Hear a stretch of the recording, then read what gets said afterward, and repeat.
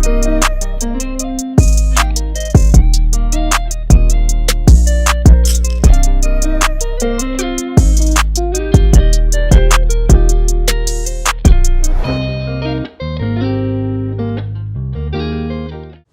welcome back to another episode Off the Backboard.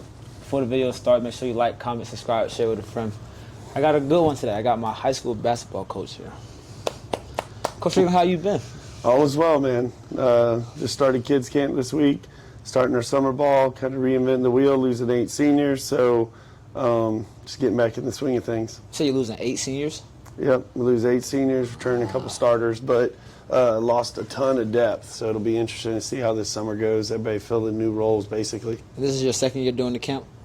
Second year doing the kids camp, so just hoping to grow it every year. Yeah. So this is one of my most highly anticipated videos. Not like because people were asking me, because I just really wanted to. I think I texted you like February or March. I was like, do you want to be on that? So this is my most anticipated video. So I just want to start off from the beginning. So like, what kind of got you into like coaching? That's a good question. So both my parents were principals growing up. My dad was a coach, and both of them told me not to get into education because you don't make a whole lot of money. Yeah. And so I went to school in Florida first and did not do so well because I really didn't know what I wanted to do. Yeah. So it was hard to kind of focus on college whenever you don't really have a focus. But my roommate at the time was, a name drop here, WWE superstar Titus O'Neil. Played football at Florida. His real name's Thaddeus Bullard. Mm-hmm. And Steve Spurrier, the head coach at Florida, his son was on a 7th grade team at a private school, and they needed a coach. So I was kind of not getting anything done, and Thaddeus was like, hey, man, you need to help this team out. You love basketball. You love sports. Yeah. Give it a go. So I went and coached that 7th grade team and fell in love with it. And I was like, yep, all right, I need to do this. And from that day forward, everything kind of changed as far as focus, but I was too far behind in school. So my brother was a police officer up here in DeKalb County. He did that for 10 years. But at any rate, he said, well, this is a hotbed for sport, basketball. We had, at the time, Dwight Howard, Lewis Williams, Channing Tony was at Brookwood. I mean, every school, it seemed like, had a big-timer and a future, in some future NBA guys. So I moved up here, went to Georgia State, finished up there. Like I said, once I knew what I wanted to do, school became real easy. Mm-hmm. So I finished school and my master's degree in 3 years. For 2 years, I had done nothing. For 3 years, I was able to finish it all, just kind of knowing what I wanted to do. So I lucked out. I did my student teaching in the Brookwood cluster, and then I was hired by that same school and got to coach at Brookwood High School first as an assistant. Okay, so because we all know Trayvon wants to be a coach. Like, if he was here, what advice would you give him? The same advice. Like, the fact that I know he wants to do it yeah. Is a big deal because he's got that direction, and we just talked about Trayvon's off camera. But he's way ahead of school, especially from where I was 2 years in, and it's because he has that direction. He actually asked me to work kids camp because obviously he's trying to get those reps and just get out there in that environment where you're working with kids and you're using your voice and you're taking command of a room. So the biggest advice is just keep doing those things. I worked college camps all over the Southeast, like in the summer, because you can't do it now as a high school coach, but when I was coming up, I'd work Alabama, Florida, Georgia, and you meet so many people and so many coaches. It's really where all my connections came from because I'm from Florida. Yeah. I didn't know anybody up here originally. Like, I just kind of like, how am I going to do this? And again, I caught that break being able to teach at Brookwood and coach there, or teach at the middle school and coach at the high school. So that gave me an in into the realm, but then I had to go meet everybody. Like, if I was back in Florida, where my dad was ultimately an assistant superintendent, we knew everybody. Like, Strickland was kind of a name because of both my parents, even my sister-in-law, she's a principal now down there. But up here it was kind of make a name for yourself, which was nice because I got to be who I wanted to be and kind of feel it out. So I say that to say, work every job, do anything that's asked, go out of your way, which he's already doing, get the schooling done. And, I've always said if he can, once he graduates, if we have a job, like right now, Monroe Elementary has a job for a PE teacher. Like, it'd be nice if he was graduating. I'd be banging down the door trying to get him in there so then he could help us. So, I want, whether it's doing this podcast or helping him find a job, whether it's in our community or not, I want to help all our kids who went through our program in any way I can. Yeah, I really appreciate you for being on the podcast. I have a question though, because I just worked the camp, a PGC camp. You know what PGC is? Mm-hmm. Yep. So I worked the PGC camp last week in Kennesaw. So excuse my voice is kind of a little raspy than usual, because I was yelling at kids for a week. And then this guy he was talking to me when I don't know if he wasn't a director, but he was one of the people that's a part of PGC. He asked me, he was like, what high school I went to? And a lot of times me and Trey are like at school or anywhere, we say, people ask what school we went to, we say Monroe area. They don't know what Monroe area is. Right. At. So he asked me what school, I said Monroe area. He said, oh yeah, I'm familiar. I said, how you know about Monroe area? He said, oh, Kevin Strickland, right? I was like, yeah. Sam Allen. Yeah. You talking to Sam Allen? Yeah. Yeah, he was a point guard at Brookwood, a stud then. Played at Reinhardt, and a really good coach. He runs the BCB program, mainly out of Jackson County in North Georgia. But Wyatt, one of our campers, actually plays in his program. So yeah, it goes. That's the thing. You meet so many people doing all these things, and you just try to make connections, make a good impression, realize that everybody, somebody's watching you all the time. So, me and Sam, I didn't play with him at Brookwood or anything, obviously, but he went through that program. So when he was getting started, he started to try to work with our Brookwood program, and he actually did our fall practices at Chestatee.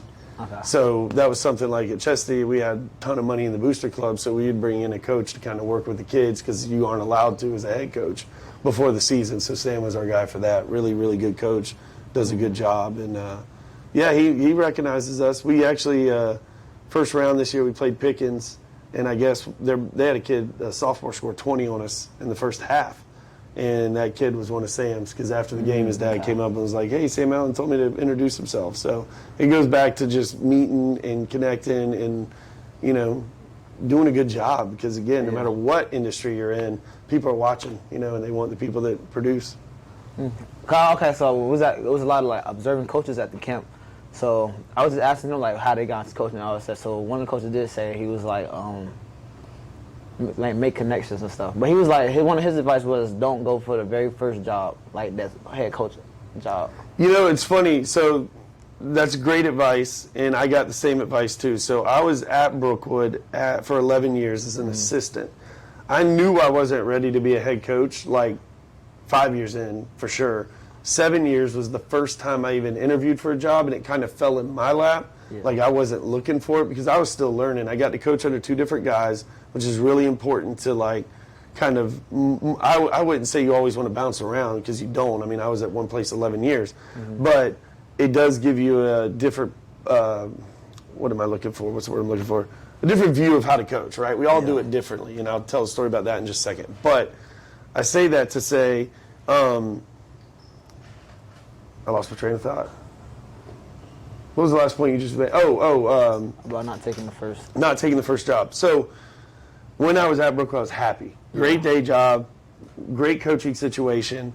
So when opportunities presented themselves at places that you wouldn't likely see yourself at, or you don't think you could be ultra successful, I had a principal tell me, he said, don't do it. Don't do it just to do it, because if it's the wrong situation, you're going to get burnt out, you're going to fail, and it's not going to work.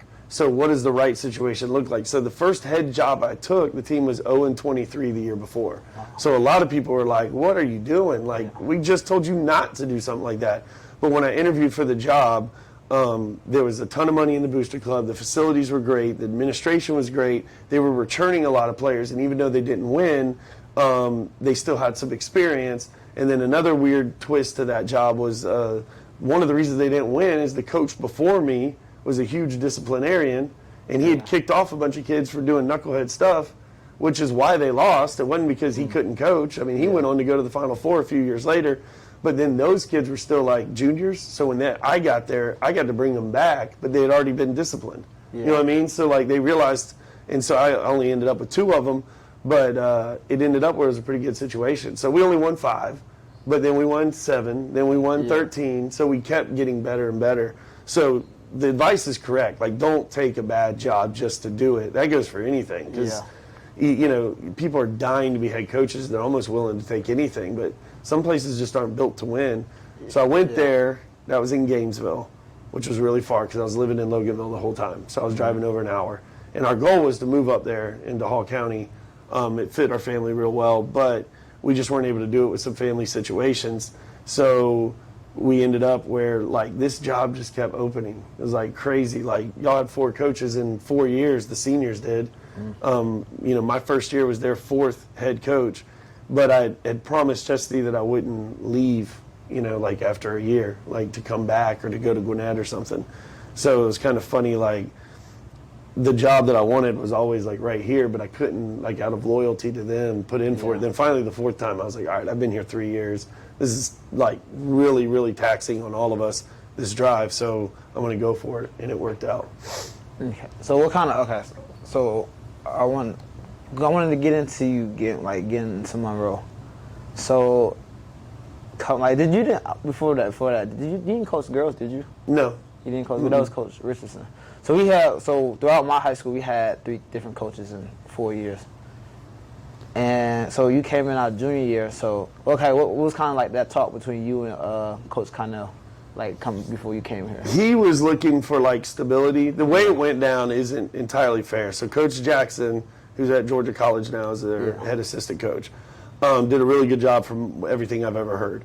And so he had the opportunity to go to the college ranks, and he did it like in late July. Yeah. So now, like as a administration and AD, you don't really have much options because like I wouldn't leave the job today for even a job that paid $20,000 more because like the wheels are in motion. I'm already under contract.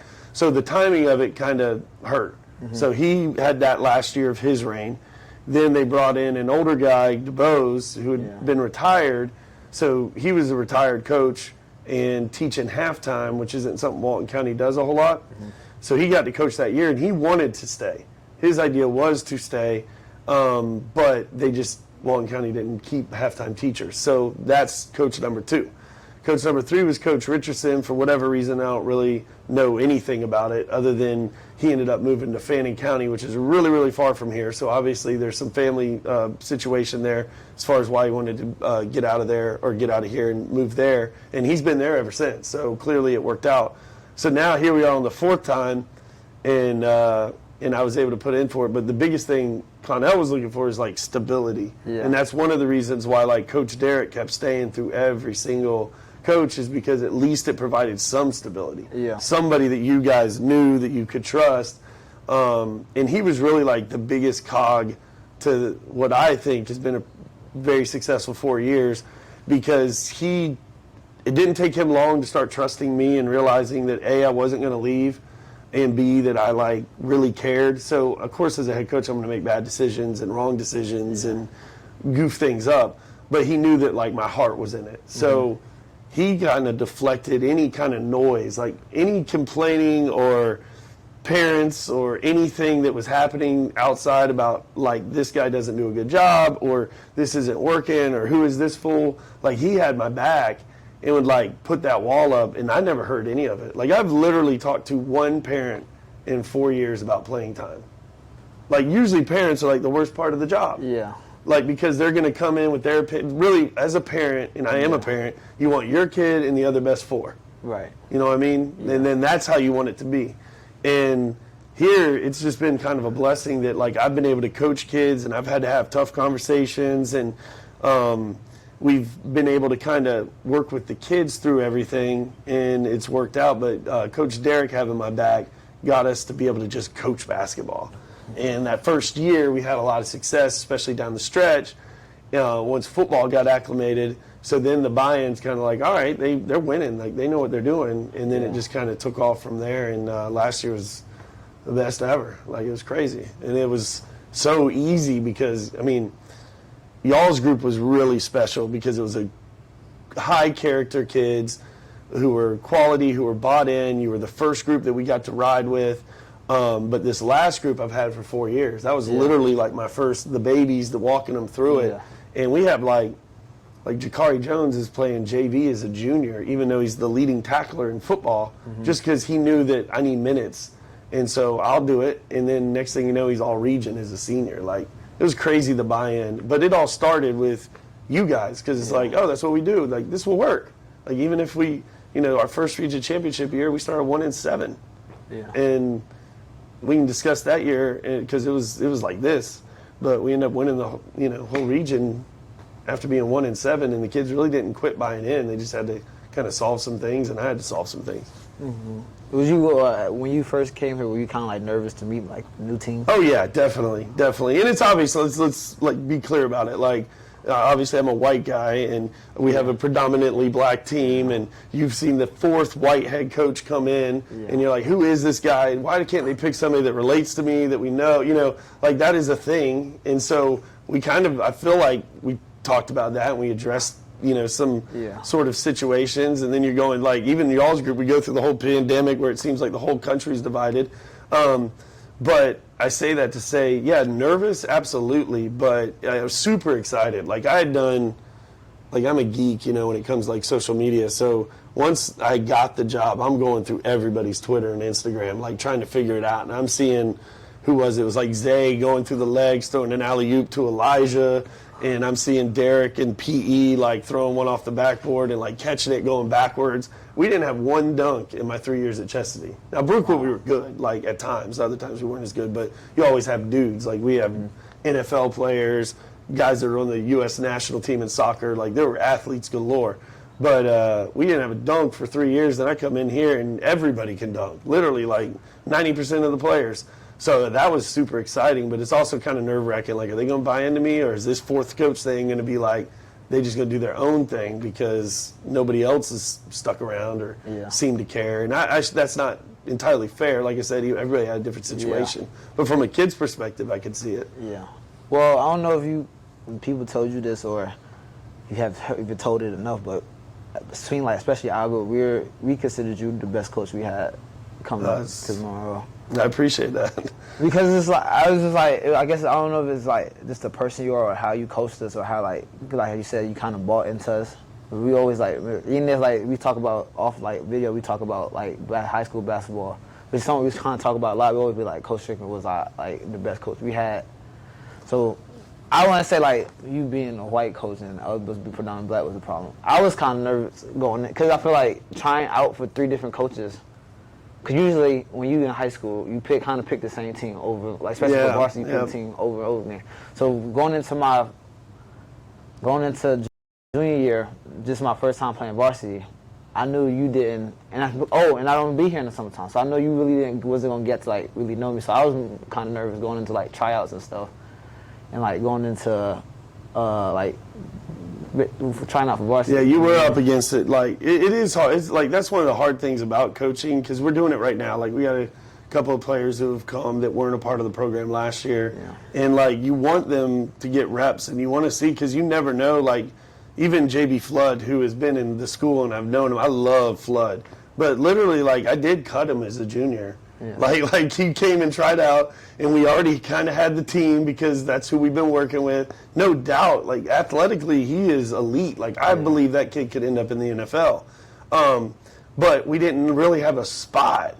And then this year, he came back, and I literally talked to him. I said, "Look, man, I love you. I love watching you dunk, but and I know you can defend, but like you're like low man on the totem pole." But I'm not. I want to win, right? Like every coach wants to win, and that's one misconception. I think people kind of feel like there's more politics involved, and there's really not. Like, so if you keep producing, you're going to get to play. By the end of it, the kid, his highlight video is like the best one I made because he's got all sorts of crazy dunks and passes, and like we went 24-5 this year without JB Flood. There's no doubt. Like we probably don't even reach 20. Like he helped us win games, and I cut the kid, but. Yeah. We weren't necessarily wrong either because we won the region championship there before. That's been the hardest thing about this job, just compared to even Brookwood where 100 kids would try out, is there's so many good players that like good players don't always get what they deserve because there's so many good players. So a kid like JB Flood is a human highlight reel and he gets cut, And then at the same time like Jakari, freak show athlete, and he's playing JV as a junior. And, of course, it all worked out for them personally, but there's somebody last year, Tripp Griffith is probably going to be our leading scorer next year would be my guess. Obviously, Vontae is kind of what we run through, and he could be if he wants to, but he's a pass-first guy. Like, that's just his nature. And Tripp's probably going to be the beneficiary now that Little Man's gone. Yeah. And he didn't play but, like, 20 total minutes, But he's good, like, really good. He's a high flyer, block shots. So now's his time, which is great. But, yeah, it's been kind of weird because I feel like there's good players that don't get the opportunity that they deserve. Like, speaking candidly, like, you'd be a starter at Chestatee, like, bona fide. Like, you'd have been starting every game, and you struggled to find minutes simply because, damn, there was some talent. You know what I mean? Yeah. There's so much talent. But we also win a lot, which is the trade-off. So it's crazy. It's crazy trying to put the pieces together, you know. And the other cool thing, just going back to, like, day one, is obviously we've had kind of a roller coaster of events in every year, it seems like, of somebody coming and going, whether it's like, you know, even Elijah leaving like the day before we started. Like, there's always been something, Mott breaking his hip. I mean, we could go on and on, right? But I say that to say we had a lot of high character kids and a lot of quality kids like yourself and Trayvon and Justin and all those guys, your whole gang really. So it was pretty awesome that y'all were able to just kind of always grind and everything. I'm glad you brought up Elijah because we, as a group, feel like, cause I want to talk about the individual season that we kind of had together, but we as a group felt like if Elijah never left, we probably would have won. We beat Pace Academy that junior year. He'd make us a lot closer. And if we had Mott never got hurt, we felt like we beat Pace Academy. The one thing I'll say is I remember that summer, and you wouldn't have been at that game, but either way, you'd have been there if you were. We played Buford in the summer, and I know it's summer ball, so take it for what it's worth, but we had Zay, who didn't get to play with us that your junior year, who's a pass-first guy, too. Like, when he first came back, when he got back, it was awesome because I had new assistants at the time, Coach Farmer, and he's like, he just assumed he was just going to be a scorer. And he was passing all over the place, like, whatever. So we had Zay, we had Mott. We started, I think the starting lineup was Zay, Kendrick, Mott, Cameron, and it was not Derek. Derek came off the bench. So I forget who the fifth would have been. It probably would have been a senior, maybe Scooby. And those were the five. And now Derek came off, and he got to piece in for whoever, because he could play guard or forward. We were huge. We were fast. We were good. We beat him by like 20. We like wiped the floor with them. And that was the first time all summer because Trayvon was a part of that summer. We were always going 5 in, 5 out because I didn't know anybody, right? So like I was, a kid like Kendrick usually plays all the time, but it was only fair to give everybody the same kind of chance, especially the first couple of weeks. But that night I was like, all right, we got Buford. It's the end of the Winder, Ron Camp thing. Let's see what we can really do if we just played the best. And you probably got in that game. I don't know. I'm talking off camera to Trayvon, but we dominated. And I was like, oh my God, we really can make a run. Like, I don't know if we were pace good, but we were damn good. And at the same time, like Coach Capers, Coach AJ, he was interesting too because y'all had just played in a region where Hart and Morgan played for the state title. And when I got here, he was like, we can win a state title with this group. And I'm like, come on, man. Like, I didn't just go from Chestatee to a state title team. And, like, it just didn't add up. And then I'm thinking, but he has seen state title teams because y'all played them, like, 5 or 6 times the year before. So, and AJ knows basketball. Like, so it was just kind of interesting. And then I saw that Buford game, and I was like, wow, we really are, like, capable of making the Final Four. And, for whatever reason, Mott broke his hip, and that hurt.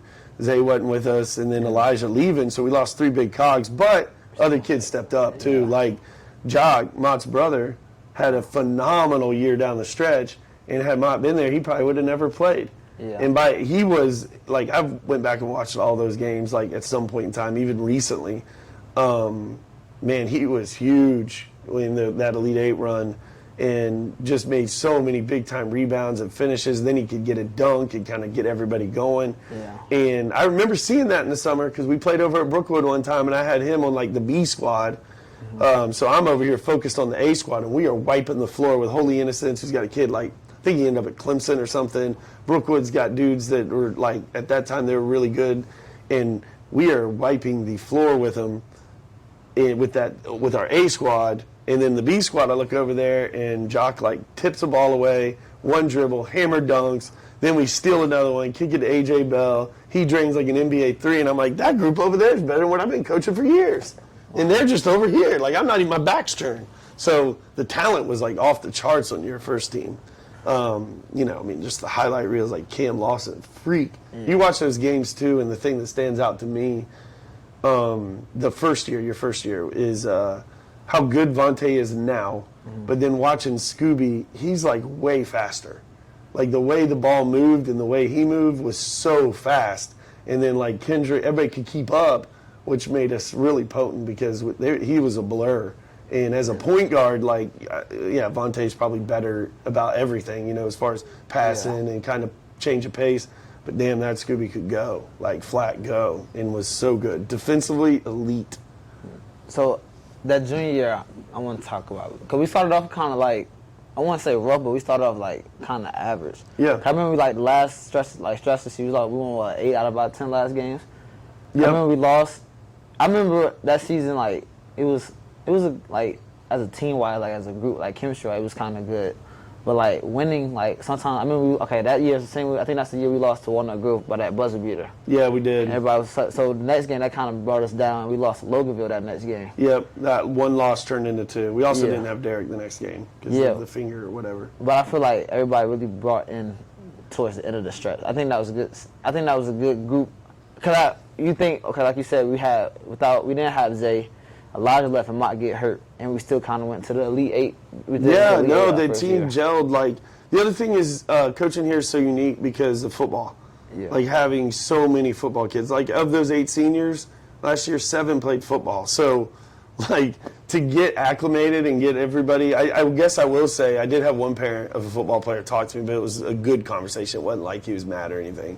But that first year, and he was like, is my son going to play this year? Because he had just got back. Some came back before others because every year with football, I'm like, hey, y'all can take a week. And some are like, nah, I'm ready to go. And others are like, want the whole week. Well, this, I guess we could say his name, Cam, he took like the whole week. Like, I remember we played at Loganville and like he was in the crowd or whatever, whereas like Scooby was in the game. And so no issue whatsoever, but working him in takes some time.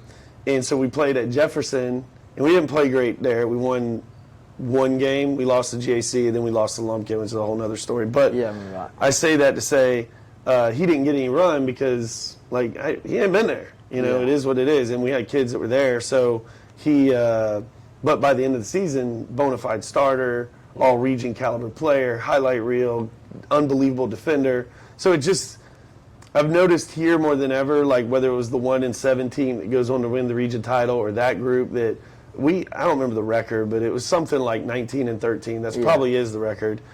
And at one point we're probably like 5-5, you know.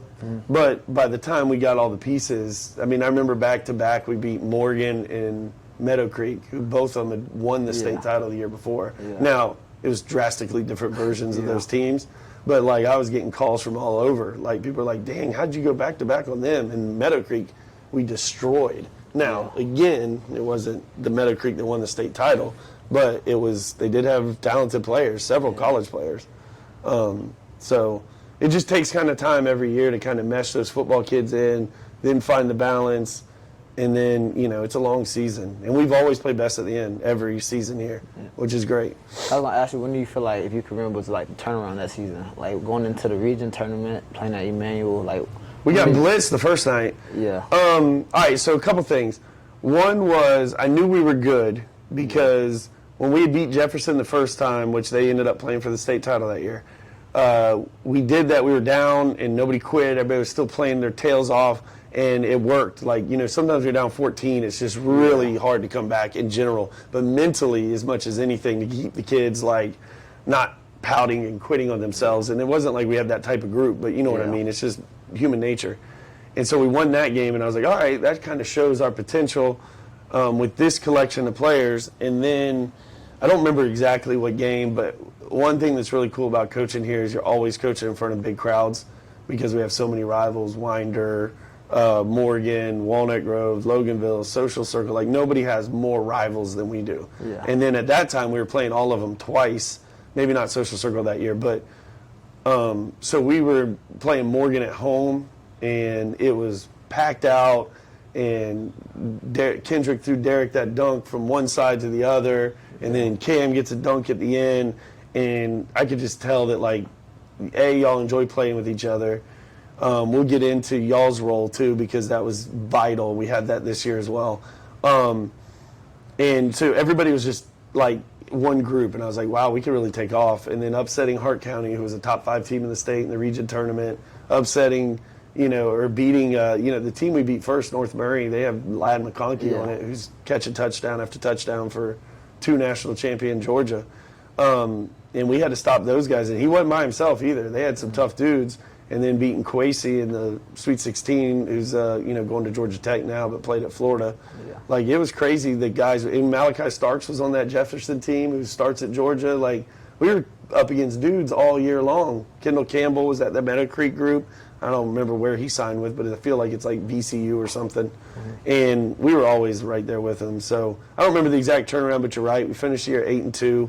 And the 2 losses were to Pace and Jefferson, who played for the state title. Yeah. Everybody else was like, and we weren't just losing or winning. We were like taking it to them. So it was cool. But I will say, I know I'm doing a lot of talking, but I guess that's part of the interview.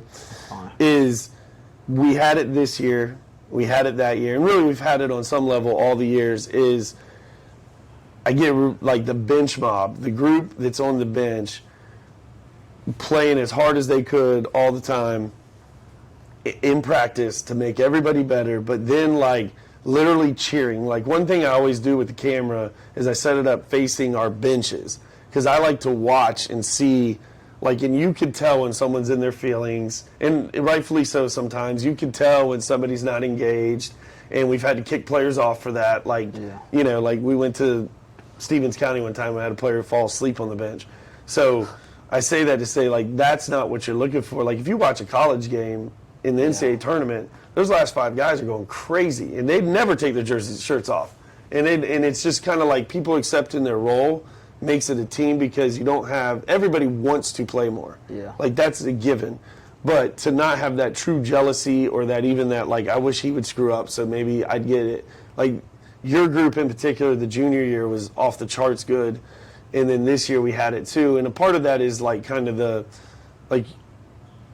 hierarchy of it all, right? Yeah. Like, this year the bench mob was mostly sophomores, and we had a kid like Nucci, who's a junior, who was actually going to contribute a lot this year, but he just wanted to be on the team. Like, he flat out said, like, as a matter of fact, he wasn't even on the team. He asked to play JV as a junior, and I was like, yeah, that's fine, because I love the kid. Like, he's a great kid. I knew he'd help us in practice, because he's never not going to go hard. Yeah. And then the first game, like, he's at the end of the handshake line in street clothes. And I'm like, all right, so Nucci's doing the handshakes. Whatever, I don't care. Then the next game, Nucci was in shorts. He had, like, the game shorts on. And I was like, Nucci, you got jersey on? Like, I don't have you in the book, man. Like, you can't get in. He's like, no, I don't got jersey. I'm good. I just wanted to look like the team. And then the next day, I was like, well, hell, let's give him a jersey. So he put himself on the team. But if you watch those games, like, no matter what, win, lose, or draw, you get a dunk, he's springing out of the chair, and your group was doing that too. And that energy, that positive energy, is so vital, and to just kind of see it all work is a beautiful thing, because it's not easy. It's actually way hard to have 13 to 15 high schoolers all rowing in the same direction. It's just not common. And at the end of each season, we've pretty much had that all 4 years, and we've been successful all 4 years. I would say junior year, like, not playing. I was very okay with not playing, because we had guys like Cam Jock, like, especially because of the way how you probably was gonna play him, like, at like the 4. We had like Cam Jock and all, like, Mott, Derek, all that. So I was okay with playing. But I would say, like, especially like not playing my senior year, I would say, we had conversations about it, and I was kind of upset about it. But I would say most of the people everybody on the team was my friend, so not cheering them would have felt more weird than. Yeah, that's a really valid point, and probably a large part of why this place works is, first off, it goes back to what I said originally. Like, you were a good player. Like, defensively, you were very, very good. But we had a lot of really good players. Yeah. And you have some players that you just kind of, like, Derek never came off. Yeah. And the point guard, like, it sucked for Randy his senior year, because that could have been such a good year for him. Yeah. But then now you got Vontae out there, and it's like they don't come off. Like, so, it's 5 spots. That's what sucks. Like, we're a school of 1,000 kids, and there's only 5 that get to, start. But the fact that what you're saying about the friendships, the beauty of this school is I have only coached one kid who didn't go to Carver Middle. And that was David Lelayan, who plays at Georgia now football.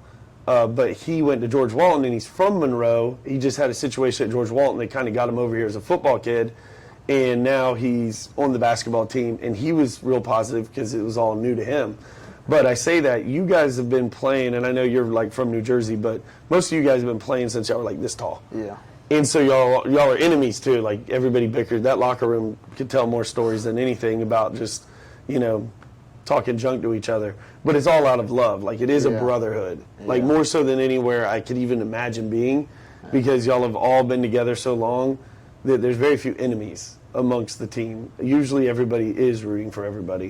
Yeah. And it's because y'all are, it's one of those where you can fight each other, but you really will fight for each other. Yeah. And that's what has really made the place special. And there's other schools that, they bring in new players this year, or new players that year, and it's like the chemistry's not there. The talent is off the charts, but the chemistry here has been what's great. And you can get into those arguments. You can have those crazy, honest conversations. Yeah. And still be with each other the next day, because this is what y'all been doing your whole lives. Yeah. Like the last year's team was kind of the epitome of it with the three sets of brothers. Like they're brothers, right? So they're gonna bicker, they're gonna argue, and then at the same time they're brothers. So you ain't messing with the other one without getting both. Yeah. Let alone that's kind of our whole team concept, and it is beautiful to coach because it's not common. Not any. I mean, you know how transfers work. Look at the college game, high school game. Everybody's kind of really just playing for themselves. Mm-hmm. I don't even know what the story was I heard last week, but it was basically a kid saying, "Yeah, I think I'm going to go." No, it was a girl. It was a girl player. She played for a state championship team. Yeah. They won it, and now she's leaving to play for another state championship team because the opportunity is a little bit better. And I'm thinking, like, what are you really playing for? You.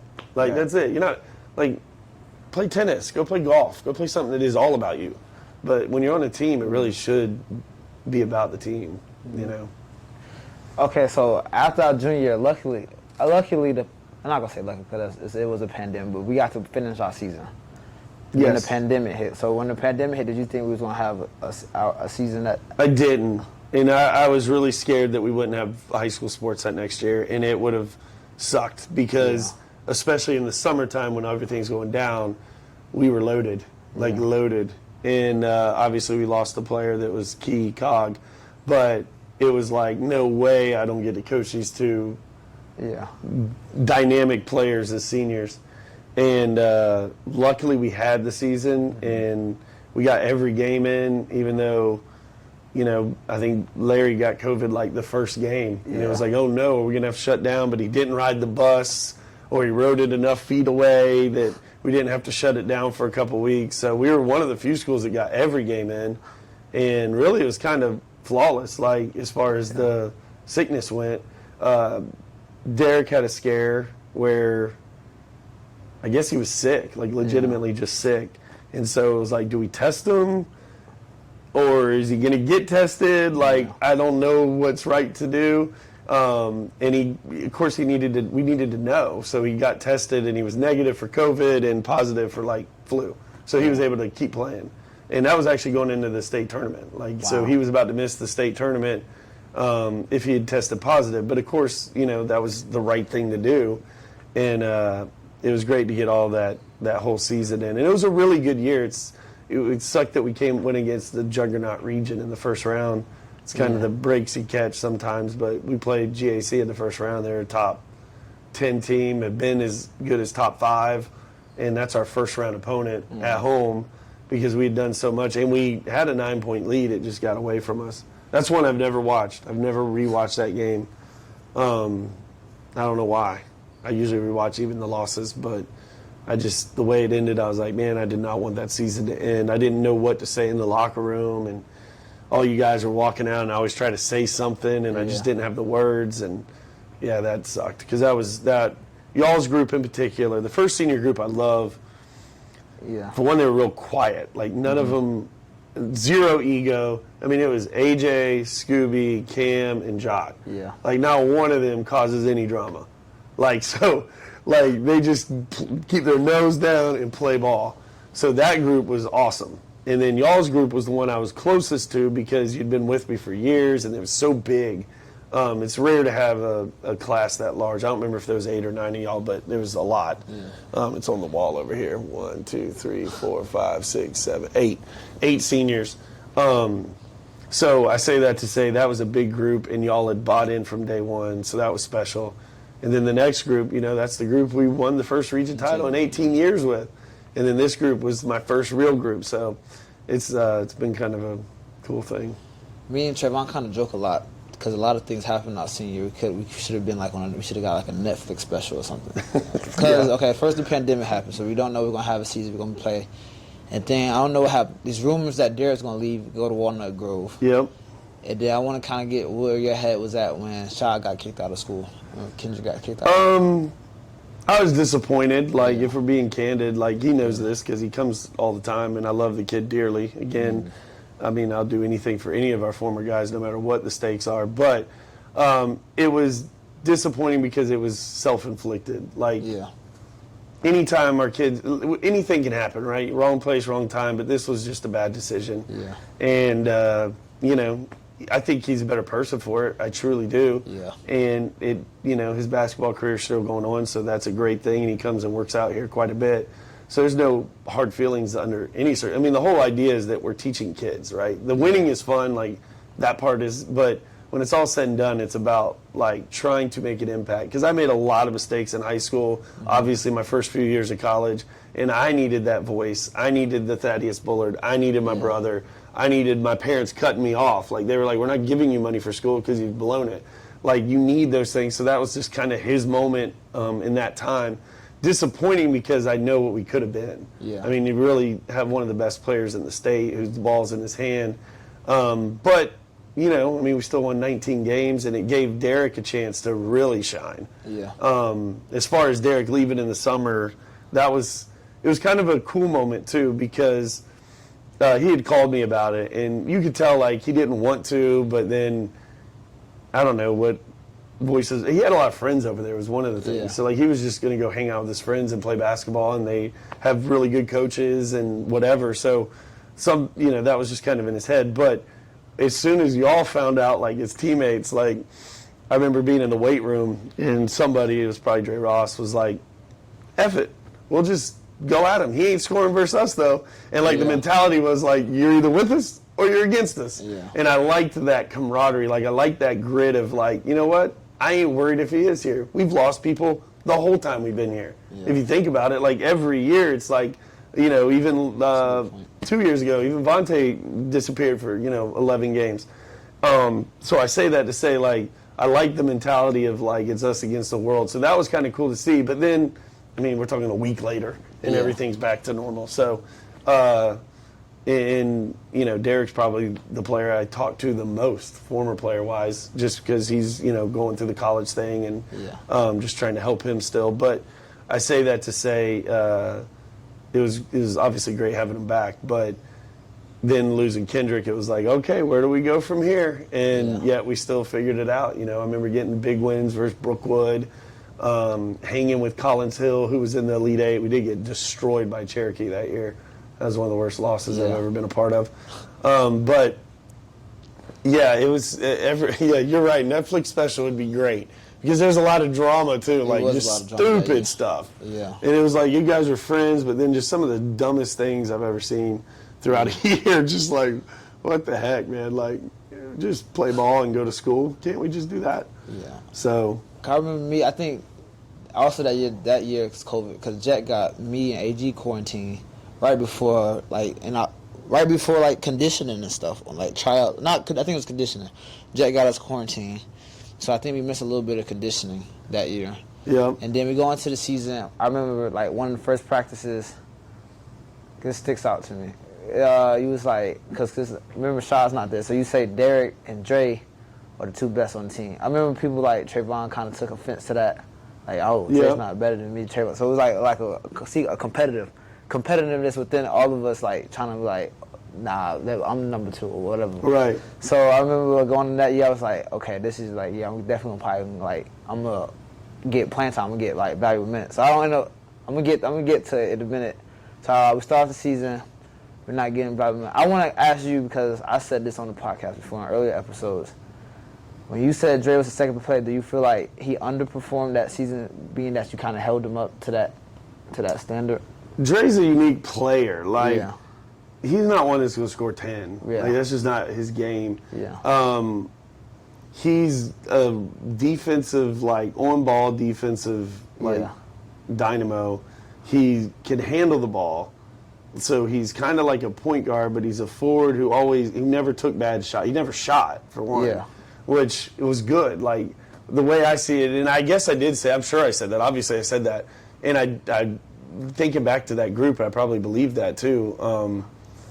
Like, I really liked Dre's game, and he was coming off of the sophomore year where he had really good. Like, he kind of get to his spots and everything. Like, if I was Trayvon, I'd be pissed too. But that's a good thing. Like, I'm big on like trying to be like as straightforward as I can be. Sometimes it's right. Sometimes it's wrong.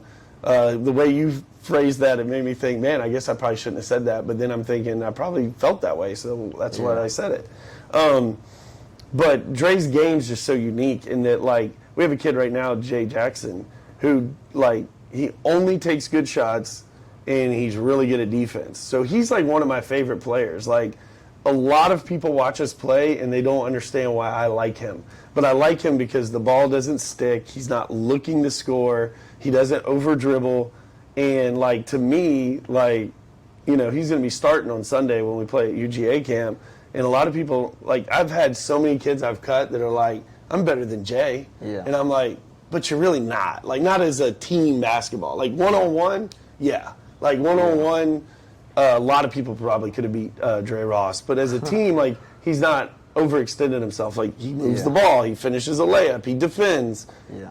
Like, that's all I was looking at. Like, the package of that kid, not versus everybody. Whereas, like, Trayvon could hit shots, and he could hit his floater, and he was technically faster, although I bet they were pretty close. And Trayvon's on-ball defense was slightly better, but, like, he also more relentless. But, like, Dre's a little bit longer and a better rebounder. So, yeah, it's funny that you say that. But that's probably good for him because it probably made him work harder. Or everybody, for that matter. But, no, I loved coaching Dre, and he's just kind of a unique player because you can't quantify it with, he can just get buckets. That's just not what he does. At the same time, here, like, just piggybacking off him, he was thrust into a crazy position his senior year because we were like one point guard his senior year, and that was Vontae. And Vontae ends up making a mistake, so the night of the mistake, Dre is now the starting point guard. I remember that game. And never played point guard by himself. Like, he's brought the ball up, but he's never had to run plays, and we lose by 1 at the buzzer. He actually scores to go up, and then we make a foul with, like, I don't know, a few seconds left, 4 or 5. And it was like, oh, my gosh. But so then for the next 11 games, he's the point guard as a quote-unquote 4. Yeah. And but he could handle the ball. Like, it was weird. Like, he wasn't like, dynamic or doing crazy Steve Nash style stuff. He was just able, you weren't going to get it from him. Like, you weren't just going to punk him and take it. So I think part of the reason we won that region title was because he had that 11 games of being a point guard. Then when Vontae was able to earn his way back, now we had 2. Yeah. And Dre's a point guard too in his own right. So I did watch that game like last week, and you had 3 guys that would get the rebound and go or kick it, and it made the whole team. But it took, I think over those 11 games, if I'm not mistaken, we were like 2-9. Yeah. Like, big turning point in that season was we lose to Loganville at the buzzer, and it was like BS. Like, they were really good. They went to the Elite 8 that year. We're up 20 to go to the Final Four. Chris Dorber, they got the Sherman, I forget Sherman's last name, but stud baseball kid, freak athlete. There's 0.4 seconds left. They're inbounding the ball. They throw it up. Dorber catches it, lands, rises, and shoots, and they counted it. And we lost.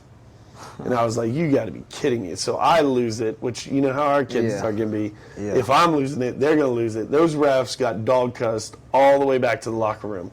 And it was bad. And it was my fault for not trying to handle the situation, but I couldn't believe what I had seen. I was so mad. I bumped into that ref too, like a week later at a farmer's market. And and I still wanted to yell at him. But at any rate, we go in the locker room, and at that time we're 1-7, and Dre's like, and before I could even talk or try to like rationalize A, our anger, B, that we still played well versus a really good team, C, that we lost to our rival, Dre's like, we suck. And I was like, you know what?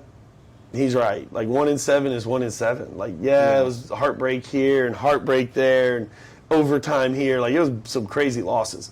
We did suck. Like, at that point, and him recognizing that and saying that made it less about A, the coaching, or B, the refs, or the bad luck. It was about we. And that was like the turning point for that whole season, because whether they knew it or not, subconsciously we realized that we got to be better. And I got to be better, like even as a coach. And so it was from that point on, we ended up winning quite a few. And like I said, ended up winning the region. But we were 1-7, and literally standing right in that corner, he was like, we suck. And I was like, the fact that he said we is so awesome as a coach, because it's usually him or they. And we had just got done like berating a ref, myself included. And we could have just blamed him. And that's why we lost, right? And he blew the call. But it wasn't him. Like, there's a reason we were even at that point. And then we go on and beat Loganville, ironically, at the buzzer the next time we played them. Didn't G hit that shot? Yeah, he did. Yeah. He had honestly the best game I've ever seen anyone have here. That's saying something. Like, 4 years we've had college athletes and, like, not just one basketball, but all these sports. Big-time performances, 30-point game here, whatever. But that night he went 10 of 11 from 3. Like crazy. Like, you can't do that by yourself in the gym. You know what I mean? And he hit it in a game and then hit one at the buzzer too. So that was wild. It was wild to watch. So, but going back to that senior year team, I could see y'all have always, like, one thing I've noticed too is there's always, until this year, there's always a division between seniors and juniors and sophomores. Like, everybody thinks their group's better. As a matter of fact, when we finally won the region this year, which was something the team before didn't do, right? Or had done, but we did it and won 20 games. This senior class, like, I told y'all we were the best ever. This whole time, we were the best ever. And it's like, y'all have never let that go. Your group was going with Dre's group. Dre's group has been going with Little Man's group. And the only group that didn't get involved was that Cam, Scooby, AJ. Like, you never heard them walking around saying our group was better. They talk about that to this day. But everybody's arguing the groups, and they've all been good. That's what's funny. It's like, you know how many times I've been sitting at that desk and people have been like, which group do you really think's better? And the funny thing is, this group was the most successful, but A, they've had the most consistency.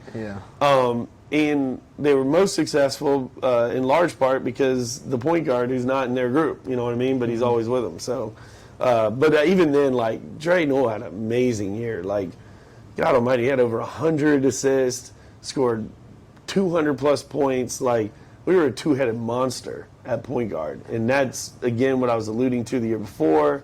And that's what Kendrick brought that first year. He could play point. Scooby could play point. There's another, Randy.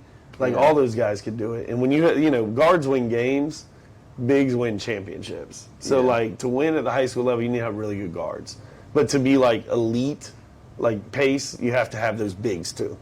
And we've always had guards, man. Like, guards and guards. It's crazy. So, what else happened that senior year? What was the worst loss that year? The worst loss I've seen. Was that Jackson, maybe? Or was that our first year? I think that was the junior when he dropped like 41 Yeah. It's not a horrible loss because they do have the best player. Like, no doubt. He's still killing it in college, Caleb Clinton. I think that was junior year. That was definitely that was junior year. That was a bad loss. Lumpkin was the worst loss that year by far. That was embarrassing. I remember that. I remember you had us practice right after that game. Yeah, that's right. We came home and practiced in the dark. Yeah, it was bad because we fouled them, like, a lot. I think they shot damn near 40 free throws and made a ton of them. Like, we lost because we just kept fouling, and part of that was actually like 100% my fault because A, we could have played his zone and just out-rebounded him, made him shoot. B, I was stubborn. I was like, screw it. We got so many players. Like, we could go all the way down the bench, and I was comfortable whether, Avery was in there or Kendrick was in there. I knew both of them, yourself included. Everybody's going to play hard. So I was like, screw it. We'll just keep fouling them and pressing them and using our numbers, and eventually we'll just be the better team. And then the stupidity of me was that I forgot that they kept shooting free throws and making them. And I think they made 30-plus free throws that game. We only lost by like 2 or 3, but it was bad because on paper we were probably 20-point favorites. I think the worst game we lost, my high school, was that Walnut game. Just because. Like, pain-wise, yes. Yeah. No doubt. Well, even just because I feel like we should have beat them. Okay, so they came here, they beat us. So we go to Walnut Grove, we up at halftime, 34-19. So we think, we got them. We're beating them. And then we come out and only score like, I think we had like 52 that game. I think they somewhere in the 50s. We scored 20-some points and they came all the way back, hit the buzzer beater. That sucks. Cause we had we had plans after that. Like me and Trevon had plans after that to go somewhere, do something. Now it's like I'm just not even in the mood anymore. I did too. I was supposed to go somewhere that night too, and I was like, I can't do it. Like I just gotta go home. I'm so sad. Everybody in the gym, in the locker room crying, being sad. Cause we really thought we had. Like, I remember running to the locker room at halftime. We was like, they went this way, and we was going this way. Today, our locker room, we were all just yelling at them. They shaking their head up like bet.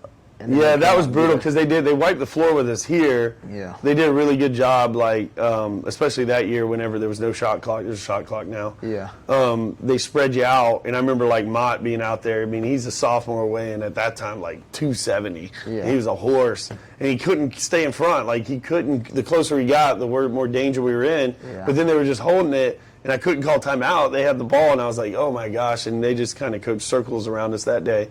But then we go to their place, and we're just clicking on all cylinders, finishing all the shots. Like you said, up 15 at halftime.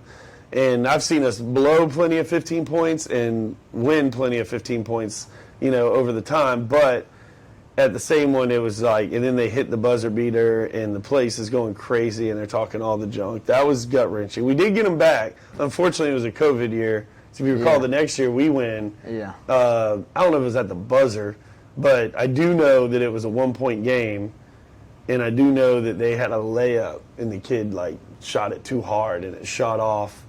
And then Dre Ross hit a couple of clutch free throws, like, at the end to kind of build it to 4. But it ended up where it was another buzzer beater, and they missed. And so we felt good, but, again, the crowd was probably 200 people, and that night it was probably closer to 1,000. So, yeah, it sucks that we don't play anymore, but that's a whole nother story.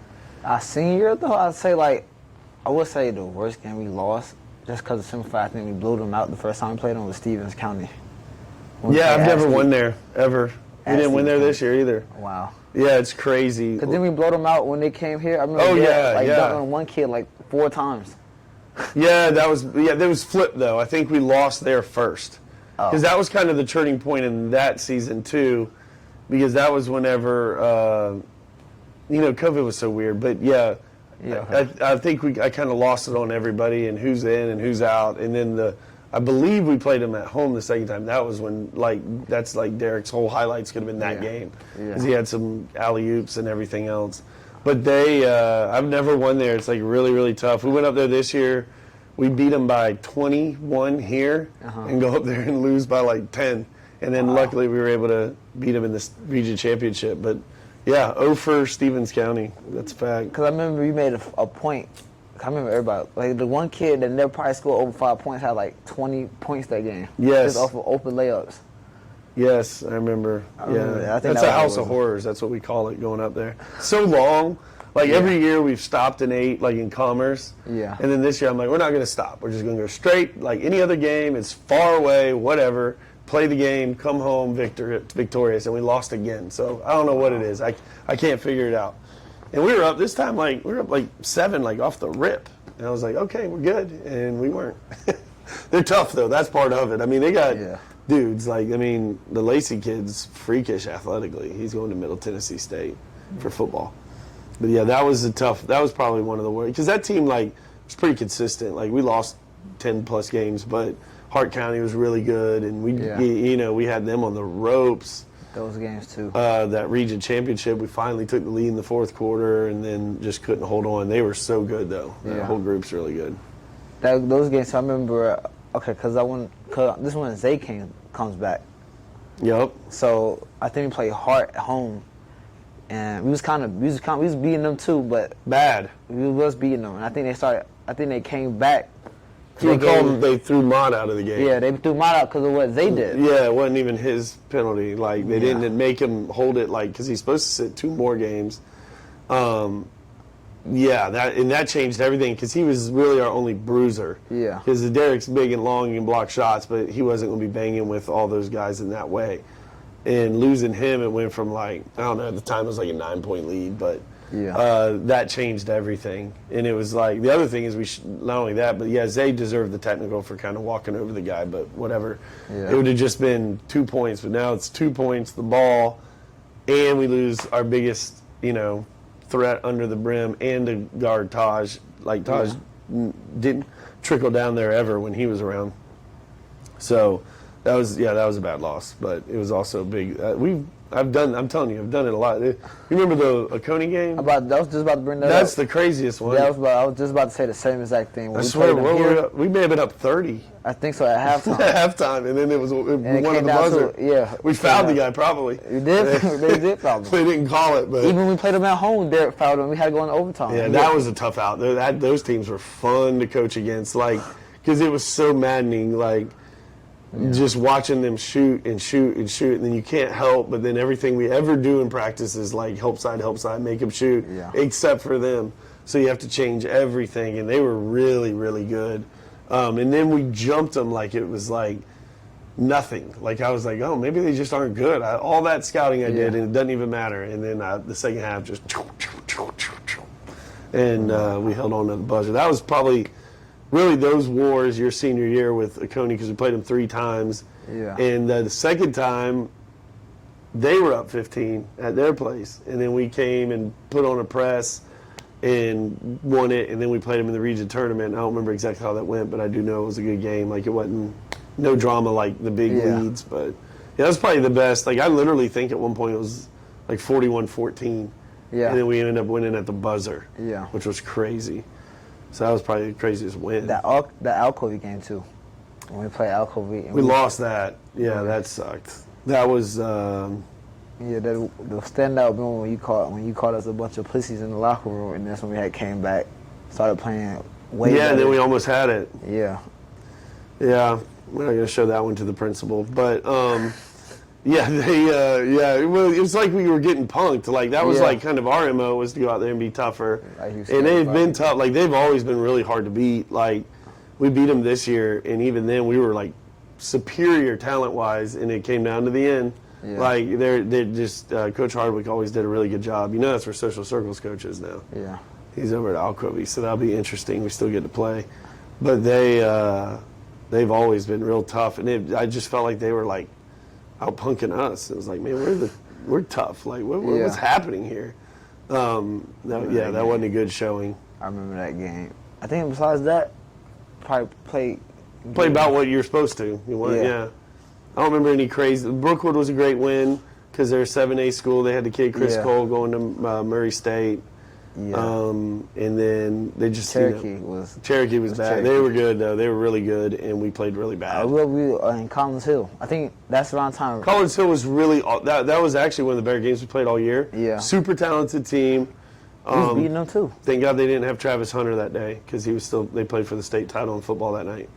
But we were beating him almost the whole game. Then Vontae rolled his ankle. Yeah. And then we didn't have a point guard. Rick was hurt during that time too, wasn't he? Mm-hmm. I believe so. Yeah.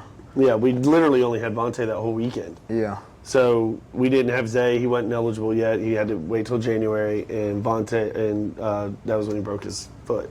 Yeah. So we were down to a freshman point guard, and we were hanging, and then he rolled his ankle, and it was like, literally, I didn't know what to do. And we just ended up melting away. But they were really, really good that year. Vino Glover was a kid. I just saw him pop up on Twitter for something. He must be transferring.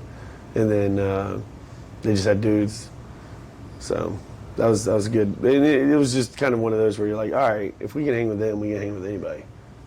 So good measuring stick. I want to ask a question. I think like when you talk to coaches before the game, what do y'all usually be talking about?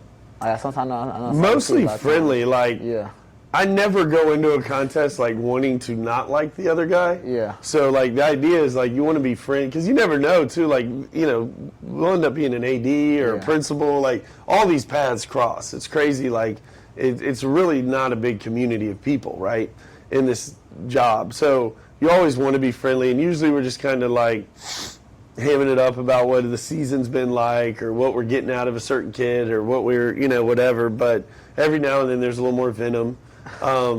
Honestly, like even with the rivals though, they're all like good people. Like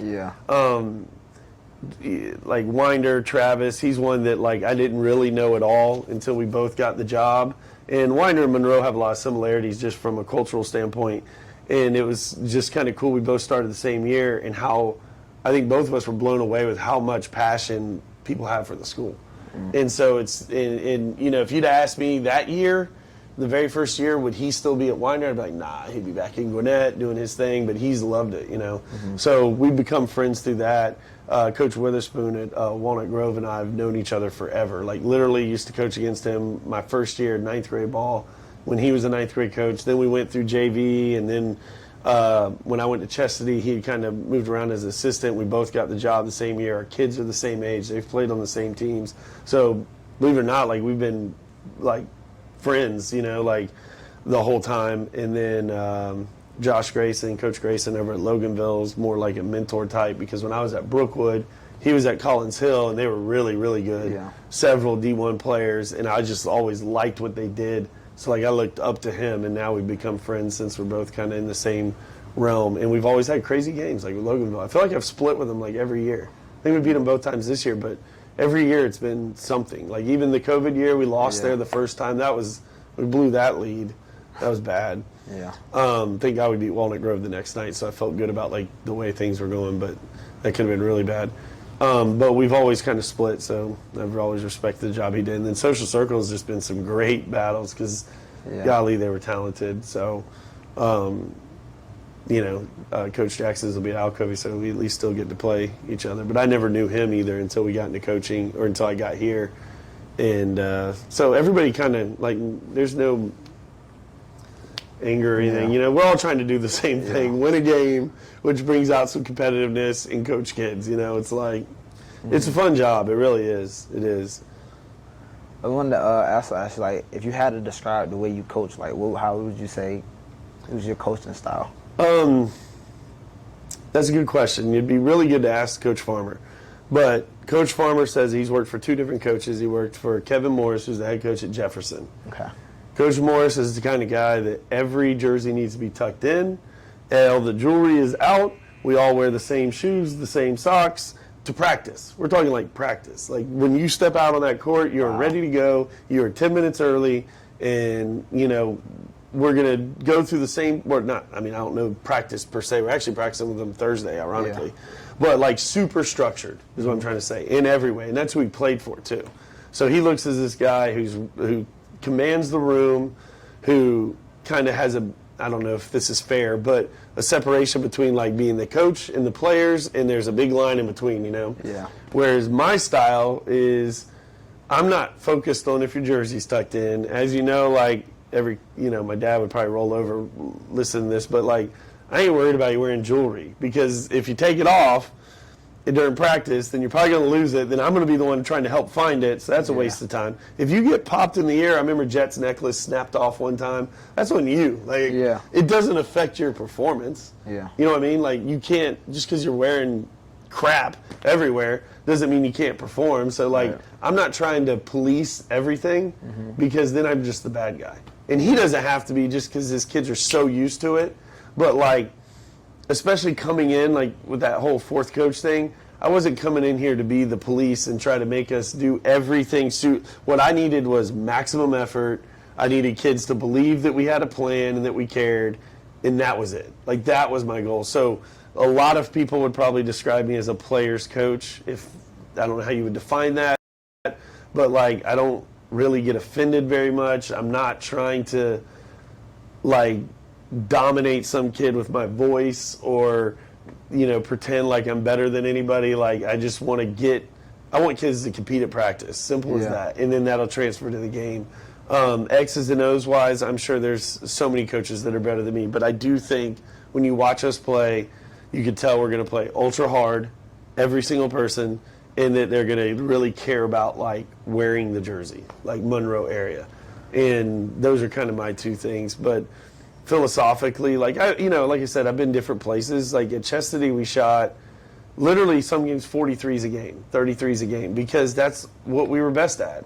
So like I'm not like one of these guys that we have to run a motion offense or we have to press. Like if we can't press, we're not going to be able to press much this year because we don't have as much depth and we can't afford to get Vontae in foul trouble or so we can't do that. So I kind of like evolve with the group. If we got a lot of bodies like that Lumpkin game, I really just thought we could just press them so much that they eventually would turn it over enough. I was wrong for that day, but other days it's been right. So. The idea is, though, I want kids to want to be a part of our program, to enjoy it. It's not supposed to be work. It's a game.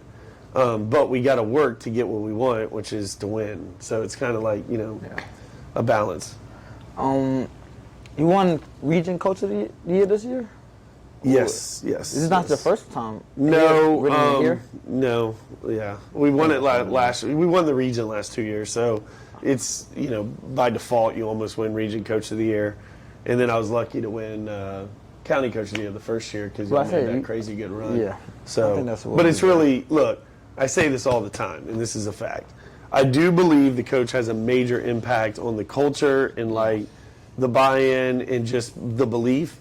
But I use the exact same practice format I did at Chastity, and we won, like I said, 5 games in 7. It's about you guys. Like, the players were really good. So the Coach of the Year is just, like, the byproduct of being at a place where we have a lot of really good players. Now, as you know, that can go off the rails, and has on some level many times, and somebody's got to kind of try to corral it and get it right. But it goes back to Coach Farmer, Derek, Coach Connors, like all of us kind of like trying to right the ship and figure out the wrongs. And like I said, it's more of a blessing than anything about winning awards like that because it's talented players. You ever had any aspirations to coaching in college? No. If I could go back in time, like when I went to college, I didn't even know they had like basketball managers, and that's kind of a big step into getting in that college realm if you're not a player, which I was never good enough to be like a college player, and I knew that early on. Like I loved playing in high school, and that's really all I was like. I didn't have any aspirations of like, hey, I'm going to go play in college. Like I knew, for one, there's dudes around me that could just like jump out the gym and do things I couldn't do. So I was more like content with just being part of the team and trying to find a way to put the ball in the hole every now and then. But I say that to say, so to get into college, you really got to start young, like because once you have a family, like the travel's crazy. The other part is you usually bounce around a lot because you're always trying to climb the ladder. So you could end up living in Statesboro, Georgia, then in Martin, Tennessee, and like you've got to go Valdosta. You've got to go wherever the job will take you, and you can't really do that with a wife and kids. You can sometimes do it with a wife, especially when you're not like. It's one thing when you're like a stud, right? If you're a stud, you could probably be a, like I think Kennesaw State's coach, for example, Antoine Petway, who's a great coach. He was a stud at Alabama. So when he didn't make it to the league, he just started as like the third assistant at Alabama. Well, when you don't have that, so now how do these random guys get to coach? They usually work through that manager spot or a walk-on spot, then they get on as a GA, and then but that ship has sailed. Like that's way past where I am and ever was. And honestly, like the high school game is in like the whole family atmosphere. My kids going to school here. That was another thing that was important to me. Is like we didn't live in the Monroe district. We still don't technically. We live in Monroe, but it's the Walnut Grove district. Was having like the whole family here. Like my daughter's at basketball camp today, and she doesn't even play basketball, but she goes to our schools. And Ryan going to Carver because, like I always say, like I want to coach Carver kids. Like, do I want a 6'8" kid to move in tomorrow? Yes, that would be awesome. But I want to coach Carver kids and like build from the bottom, and so that's why we sent him. So he's done. Did 3 years at Carver just like everybody else. So I know you said earlier, like one of the hardest things about coaching, supposed to be about coaching, is like the parents. So what would you say is the hardest thing about coaching at Monroe, like in your last 4 years? Not knowing what tomorrow brings.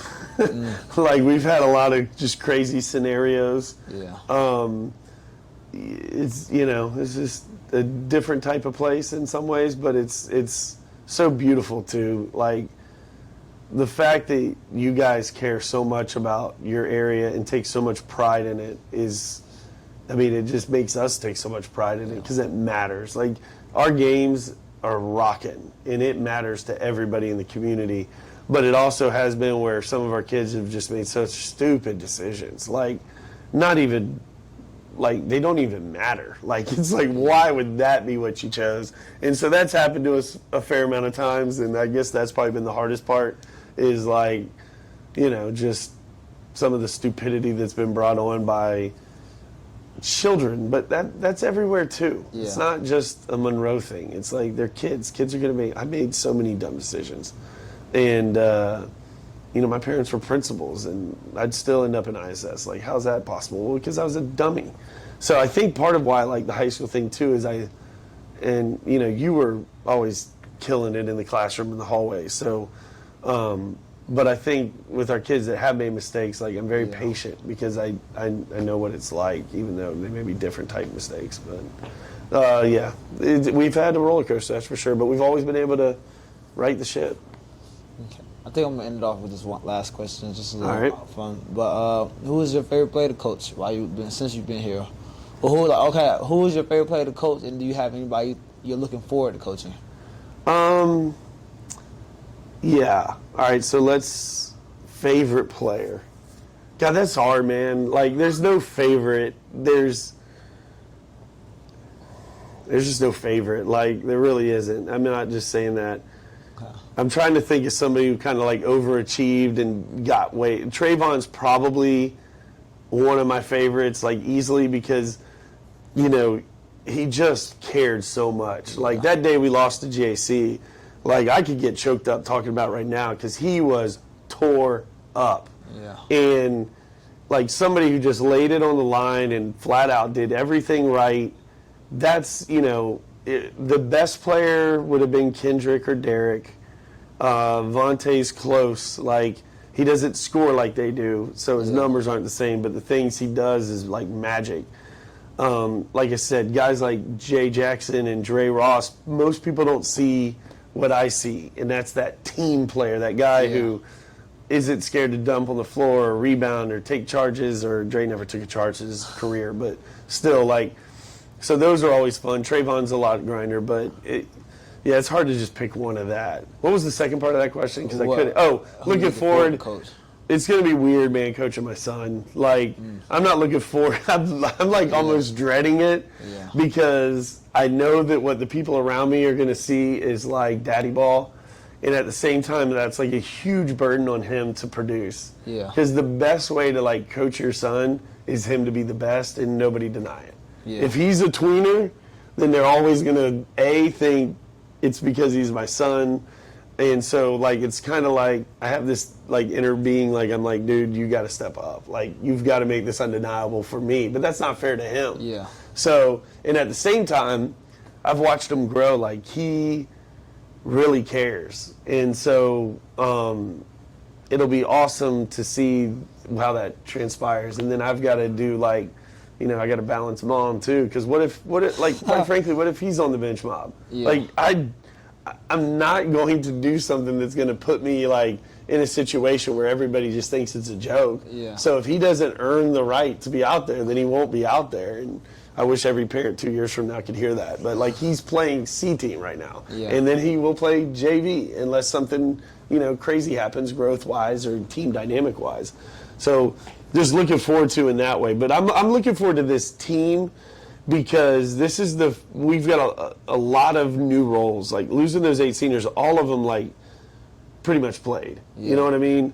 And so that's 8 spots that were in the top 11.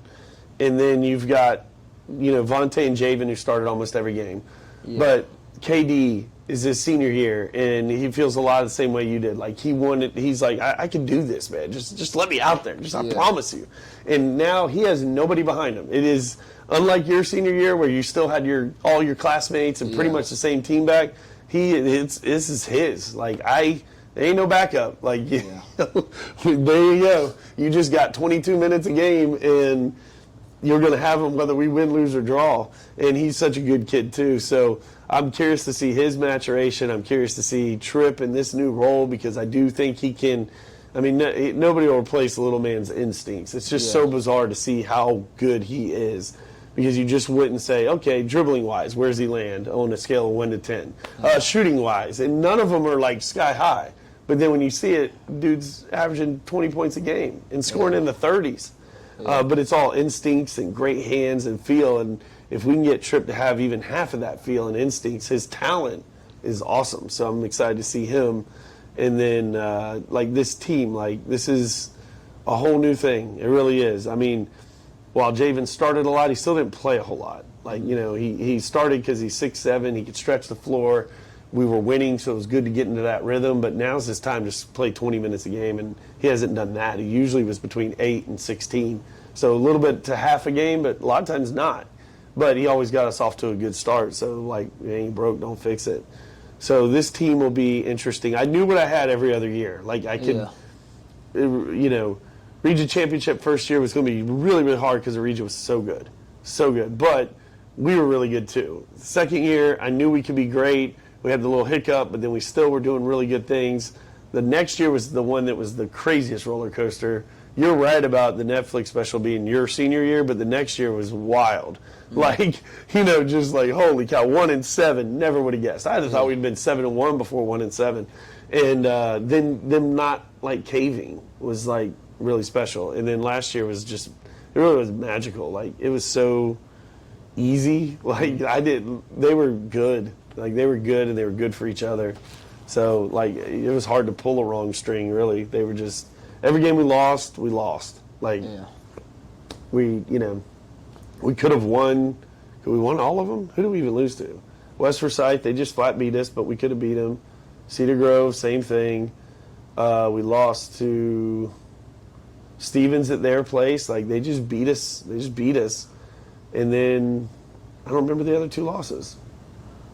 It wasn't at home. We only lost the last game at home. So I say that to say, like, we just lost. Like, it wasn't like one of those where you're like, oh, if only. It's like they just hit more shots or whatever. So I appreciate you having me, man. Of course. It was a great conversation. So I'm going to wrap it up there. Make sure you like, comment, subscribe. This is going to be this is my last video. This is kind of a good video for it to be my last video in Georgia. So make sure you comment, subscribe. I'm going to have a banger for you next week, and then we out.